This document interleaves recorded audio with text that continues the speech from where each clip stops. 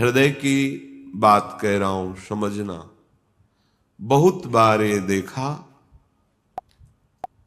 कुछ ऐसी वासनाएं होती हैं कई जन्मों की, इतनी दृढ़ होती हैं कि बहुत समय तक भजन करने पर भी, ये जब तक भगवत साक्षात्कार नहीं होता तब तक ये बनी ही रहती सूक्ष्म रूप से।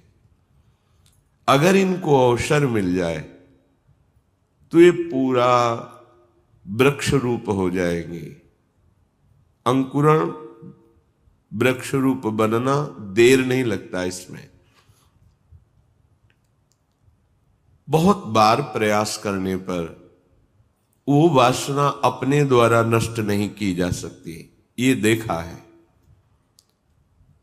उसके लिए गुरुदेव के चरणों में, आराध्य देव के चरणों में मन से बार बार त्राहिमाम बोलकर रोना पड़ता है।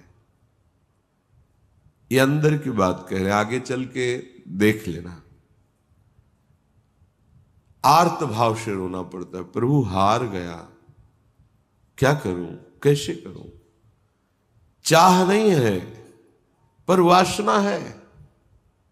ये एक अजीब स्थिति साधन काल में देखी गई। मन से पूछ रहे तुम्हें चाह है, नहीं, पर अंदर वासना है। बड़ी अशांति का अनुभव होता। कैसे दूर होगी, क्या किया जाए। जो करना चाहिए वो तो करके हार गया, फिर भी वो जब हार गया तब पूरी दृष्टि प्रभु के चरणारविंद की तरफ गई। पर धैर्य पूर्वक, ये अनुभव की बात कहते हैं, बहुत काल तक तुम्हारा विश्वास, तुम्हारी श्रद्धा, तुम्हारा धैर्य टूटना नहीं चाहिए। कि हमने सैकड़ों बार प्रार्थना की, इतने वर्ष से मैं जल रहा हूं लेकिन मुझे शांति नहीं हुई, मेरा विकार नष्ट नहीं हुआ। धैर्य, ये शब्द याद कर लो। धैर्यवान रहना, विचलित मत होना, परिणाम में बिल्कुल निर्विकार हो जाओगे। पर वो कितना समय लगेगा ये प्रभु जाने।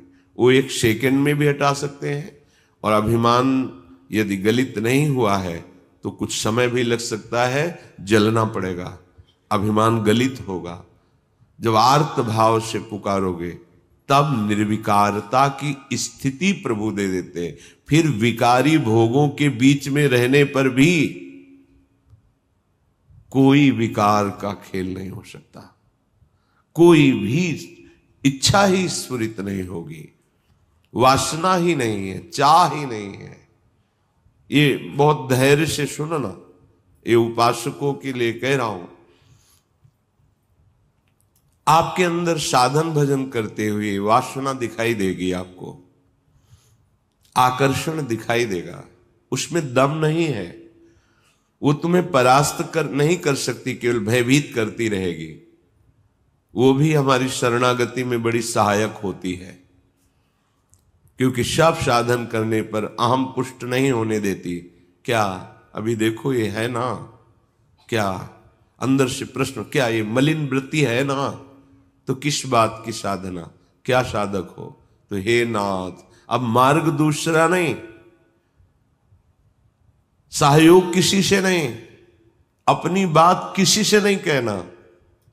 प्रार्थना है, समझ लीजिए, आंतरिक बात कह रहा हूं। अपनी स्थिति की बात किसी से नहीं कहना कि आपके हृदय में कौन सी वासना कितना स्फुरित हो रही, किसी से भी नहीं, किसी से भी नहीं। और धैर्यवान रहना, विचलित मत हो जाना। उस वासना को बढ़ावा देने वाली कोई भी दृष्टि, वार्ता, चेष्टा मत करना। और कितना भी समय लग जाए, अपनी आस्तिकता नहीं हटनी चाहिए, विश्वास नहीं हटना चाहिए। बिल्कुल निर्विकार हो जाओगे, बिल्कुल।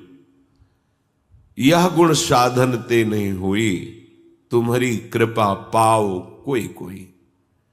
वो कृपा उसी को मिलती है जो आर्त भाव से बलहीन होकर प्रभु को पुकारता है, नाथ मेरे बस की बात नहीं रह गई,